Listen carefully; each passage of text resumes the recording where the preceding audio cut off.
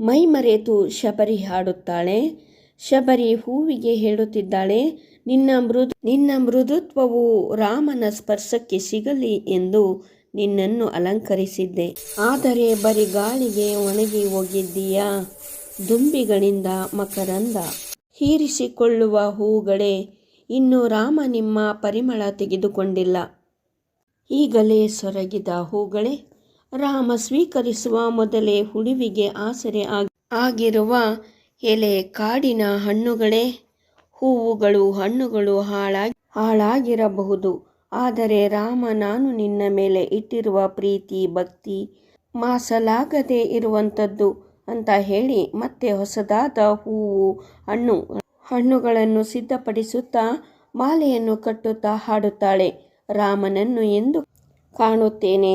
ಅವನು ದಶರಥನ ಪುತ್ರನಂತೆ, ಸಾಧು ಜನರ ಮಿತ್ರನಂತೆ, ಧೀರನಂತೆ, ಶೂರನಂತೆ, ಗಂಭೀರ ಸ್ವಭಾವದವನಂತೆ, ಸದ್ಗುಣ ಹೊಂದಿರುವವನಂತೆ, ಹೆದರಿಸುವವರಿಗೆ ಹೆದರಿಸುವವನು, ಬಿಲ್ಲ ಹಿಡಿದು ಬರುವನಂತೆ, ಆದರೂ ಸೌಮ್ಯ ಸ್ವಭಾವದವನಂತೆ, ನೋಡಲು ಮಗುವಿನಂತೆ ಸ್ವಭಾವದವನಂತೆ, ಅರಸುತನವನ್ನು ತೊರೆದಿರುವನಂತೆ, ತಪಸ್ವಿ ರೀತಿ ಇರುವನಂತೆ, ತಮ್ಮನ ಜೊತೆ ಕಾಡಿಗೆ ಬರಲು ಭಯವಿಲ್ಲವಂತೆ, ಸಾಧುಗಳು ಗುರುಗಳು ತಪಸ್ವಿಗಳು ಇವನನ್ನು ಮೆಚ್ಚಿಕೊಂಡರಂತೆ, ಸನ್ಮಂಗಳ ಮೂರ್ತಿಯಂತೆ ಎಂದು ಹೂಮಾಲೆಗೆ ಮುತ್ತುಗಳನ್ನು ಇಕ್ಕುವಳು. ಅಷ್ಟರಲ್ಲಿ ರಾಮ ಶಬರಿಗೆ ಕೇಳುತ್ತಾನೆ, ತಾಯಿ, ದಾರಿಯಲ್ಲಿ ಓಡಾಡುವವರಿಗೆ ವಿಶ್ರಾಂತಿ ಪಡೆಯಲು ಜಾಗ ಸಿಗುತ್ತದೆಯೇ ಎಂದು ಕೇಳುತ್ತಾನೆ. ಶಬರಿಗೆ ಎದೆ ನಡುಗುತ್ತದೆ. ಹಿಂತಿರುಗಿ ದಿಟ್ಟಿಸಿ ನೋಡಿ ಆಶ್ಚರ್ಯ ಕಳೆದ ಮೇಲೆ, ನೀನೇ ರಾಮನೇ ಮಹಾಪುರುಷ ಎಂದು ಕೇಳುತ್ತಾಳೆ. ರಾಮ ಹೇಳುತ್ತಾನೆ, ಹೌದು ತಾಯಿ, ನಾನೇ ರಾಮ, ಇವನು ನನ್ನ ತಮ್ಮ ಲಕ್ಷ್ಮಣ ಎಂದಾಗ ಸಡಗರದಿಂದ ಉಪಚಾರ ಮಾಡಲು ಸಿದ್ಧಳಾಗುತ್ತಾಳೆ. ಈ ಗೀತನಾಟಕದಲ್ಲಿ ಇರುವ ಮೇಳದವರು ಶಬರಿಯ ಉಪಚಾರವನ್ನು ವರ್ಣಿಸುವರು. ರಾಮ ಬಂದು ನಿಂತಿರುವುದನ್ನು ಆಶ್ಚರ್ಯದಿಂದ ನೋಡಿ ಸನಿಹ ಬಂದು ಮೈಯನ್ನು ಮುಟ್ಟಿ ಕೈಯನ್ನು ಕಣ್ಣಿಗೆ ಒತ್ತಿಕೊಂಡು ಕಣ್ಣೀರು ಸುರಿಸಿದಳು. ಅಯ್ಯೋ, ಏನು ಸಿದ್ಧತೆಯನ್ನು ಮಾಡಿಲ್ಲ ಅಂದುಕೊಳ್ಳುತ್ತಾ ಸುಗಂಧಭರಿತ ಹೂವಿನ ಹಾರವನ್ನು ರಾಮನ ಕೊರಳಿಗೆ ಹಾಕಿ, ಹಿಗ್ಗಿ ಇಷ್ಟು ರುಚಿಯಾದ ಹಣ್ಣು ಜಗತ್ತಿನಲ್ಲಿಯೇ ಇಲ್ಲ ಎಂದು ತಾನೇ ರಾಮನ ಕೈಗಿತ್ತಳು. ಪೂಜೆಯಿಂದ ರಾಮ ಲಕ್ಷ್ಮಣ ಇಬ್ಬರು ಸುಪ್ರಸನ್ನರಾಗಿ ಮಂದಹಾಸ ತೋರುತ್ತಾ ಧನ್ಯ ಭಾವವನ್ನು ತೋರಿಸಿದರು. ಹೀಗೆ ಶಬರಿ ಉಪಚಾರ ಮಾಡುತ್ತಾ ಅಂತಹ ಸುಖ ಅನುಭವಿಸುತ್ತಾ ಹಾಡಿಕೊಂಡು ನರ್ತಿಸುತ್ತಿದ್ದಾಳೆ. ಇವತ್ತು ನನ್ನಷ್ಟು ಸುಖವಾಗಿರುವವರು ಪ್ರಪಂಚದಲ್ಲಿ ಯಾರೂ ಇಲ್ಲ. ಇವತ್ತು ನನ್ನೊಳಗೆ ನಾನಿಲ್ಲ, ಆಸೆ ತೀರಿ ಹಾಯಾಗಿದ್ದೇನೆ, ನನ್ನ ಮನದ ಹಂಬಲ ಈಡೇರಿದೆ, ನಾನು ಬಲು ಸುಖಿ ಎಂದು ಹಾಡುತ್ತಾ ಕೆಲವೊಂದು ಹೋಲಿಕೆಯನ್ನು ಕೊಡುತ್ತಾಳೆ. ಹರಿದು ಕೊನೆಗೆ ಸಮುದ್ರವನ್ನು ಸೇರುವ ರೀತಿ, ಹಡಗು ದಡವನ್ನು ಸೇರುವ ರೀತಿ ನನ್ನ ಮನಸ್ಸಿನ ಆರೈಕೆಯೆಲ್ಲ ಈಡೇರಿದೆ. ನಿಮ್ಮ ನೋಡುತ್ತಾ ಮಾತನಾಡಿಸುತ್ತಾ ಸುಖಿ ನಾನು. ನಿಮ್ಮ ಅತಿಥಿ ಸತ್ಕಾರ ಮಾಡಿ ನಿಮಗೆ ಆನಂದ ಕೊಟ್ಟಿದ್ದಕ್ಕೆ ನಾನು ಸುಖಿ. ಇಷ್ಟು ದಿನ ನನ್ನ ಮನಸ್ಸು ಭಾರವಾಗಿತ್ತು, ಇಂದು ಹಗುರ ಆಗಿದೆ.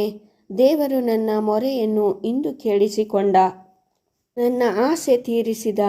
ನನಗೆ ನಾಳೆದರ ಬಗ್ಗೆ ಚಿಂತೆ ಇಲ್ಲ, ಸುಖಿ ನಾನು ಎಂದು ಸಂತೋಷ ಪಡುವುದನ್ನು ನೋಡಿ ರಾಮ ಹೀಗೆ ಹೇಳುತ್ತಾನೆ,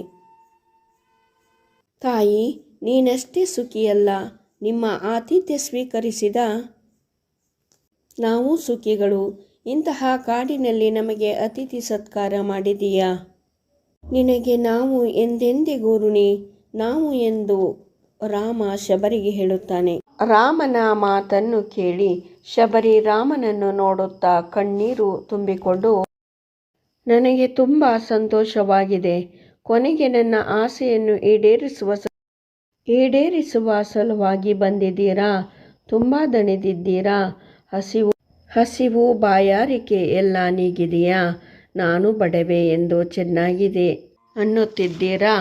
ಅಥವಾ ನಿಜವಾಗಿಯೂ ನನ್ನ ಸತ್ಕಾರ್ಯದಿಂದ ತೃಪ್ತಿ ಇದೆಯಾ ಎಂದು ಕೇಳುತ್ತಾಳೆ. ಅದಕ್ಕೆ ರಾಮ, ಕಣ್ಣಲ್ಲಿ ನೀರು ಏಕೆ ತಾಯಿ? ಸ್ವಲ್ಪನೂ ತೊಂದರೆಯಿಲ್ಲ. ನಮ್ಮ ಅಯೋಧ್ಯೆ ಅರಮನೆಯಲ್ಲಿಯೂ ಇಷ್ಟು ಉಪಚಾರ ಇರಲ್ಲ. ನಮ್ಮ ನೋವನ್ನು ಮರೆತೆವು. ಈ ಆಶ್ರಮವನ್ನೇ ನಮ್ಮ ಅರಮನೆ ಅಂದುಕೊಂಡೆವು. ಇಷ್ಟು ಪ್ರೀತಿ ತೋರಿಸುವ ನಿನ್ನನ್ನೇ ನಮ್ಮ ತಾಯಿ ಅಂದುಕೊಂಡೆವು. ಅದಕ್ಕೆ ಶಬರಿ ರೂಪಿನಂತೆ ಮಾತು ಕೂಡ ಉದಾರವಾಗಿದೆ. ನಾನು ಧನ್ಯಳು.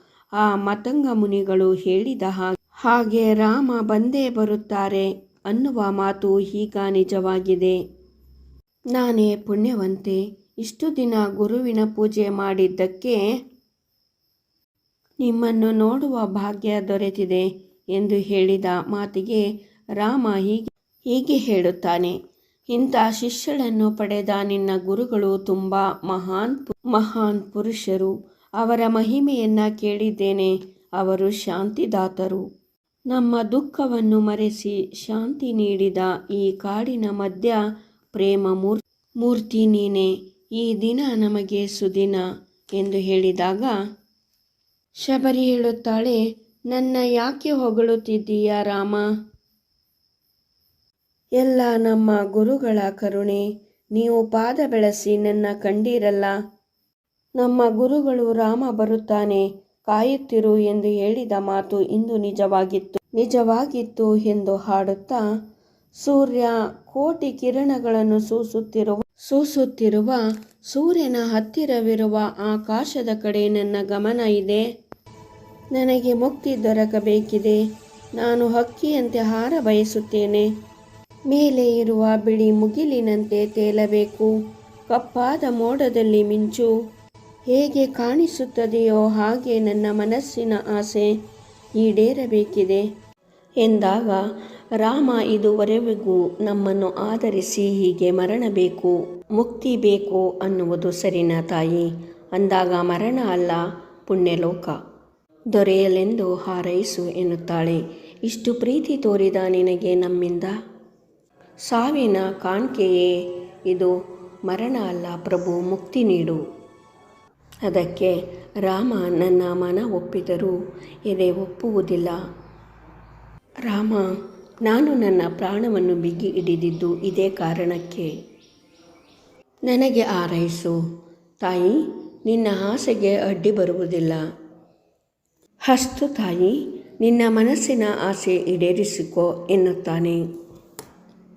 ಕೊನೆಗೆ ಶಬರಿ ತನಗೆ ಆಸರೆ ಕೊಟ್ಟ ಎಲ್ಲರಿಗೂ, ರಾಮಲಕ್ಷ್ಮಣರಿಗೂ, ಬೆಟ್ಟ ಗುಡ್ಡ ಎಲ್ಲರಿಗೂ ನಮಸ್ಕಾರ ಮಾಡುತ್ತಾ ಅಗ್ನಿಕುಂಡದ ಪ್ರದಕ್ಷಿಣೆ ಮಾಡಿ ಅಗ್ನಿಕುಂಡದ ಒಳಗೆ ಹೋಗುತ್ತಾಳೆ. ರಾಮ, ಹೆಣ್ಣು ಮಕ್ಕಳು ಯೋಚಿಸುವ ರೀತಿಯೇ ಆಶ್ಚರ್ಯ ಉಂಟು ಮಾಡುತ್ತದೆ. ಅವಳನ್ನು ಅರಿಯಲು ಯಾರಿಂದಲೂ ಸಾಧ್ಯವಿಲ್ಲ. ನನ್ನ ಮೇಲೆ ಎಷ್ಟು ಪ್ರೀತಿ ಇಟ್ಟುಕೊಂಡಿದ್ದಾಳೆ, ಈ ಜಗತ್ತು ಯಾವತ್ತೂ ಮರೆಯುವುದಿಲ್ಲ. ಲಕ್ಷ್ಮಣ ಹೇಳುತ್ತಾನೆ, ಅಣ್ಣ, ನೀವು ಯಾರು ಏನು ಎನ್ನದೆ ಚಿಕ್ಕ ಮಗುವಿನ ರೀತಿ ಒಲಿದಳು. ನಮ್ಮನ್ನು ನೋಡುತ್ತಲೇ ತನ್ನನ್ನು ತಾನು ಮರೆತಳು ಅನ್ನುತ್ತಾನೆ. ಅದಕ್ಕೆ ರಾಮ, ಬೇರೆಯವರ ಹೇಳಿಕೆಗಾಗಿ ದುಡಿಯುವವರು ತಾವೇ ಸವೆದರೂ ಗಮನಿಸುವುದಿಲ್ಲ. ದೀಪದ ಬತ್ತಿ ಹುರಿದು ಜಗತ್ತಿಗೆ ಬೆಳಕನ್ನು ನೀಡುತ್ತದೆ. ಬತ್ತಿ ಕರಕಲಾದರೂ ಅದಕ್ಕೆ ಅರಿವಿರುವುದಿಲ್ಲ.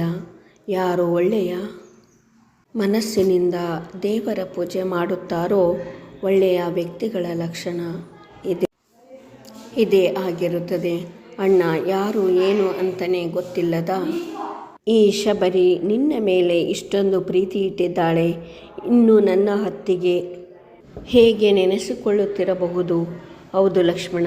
ಹಾ ಪ್ರಿಯೆ ಸೀತೆ, ಚಂದ್ರನಂತೆ ಮುಖ ಉಳ್ಳವಳೆ, ಹೇಗೆ ಇದೆಯಾ?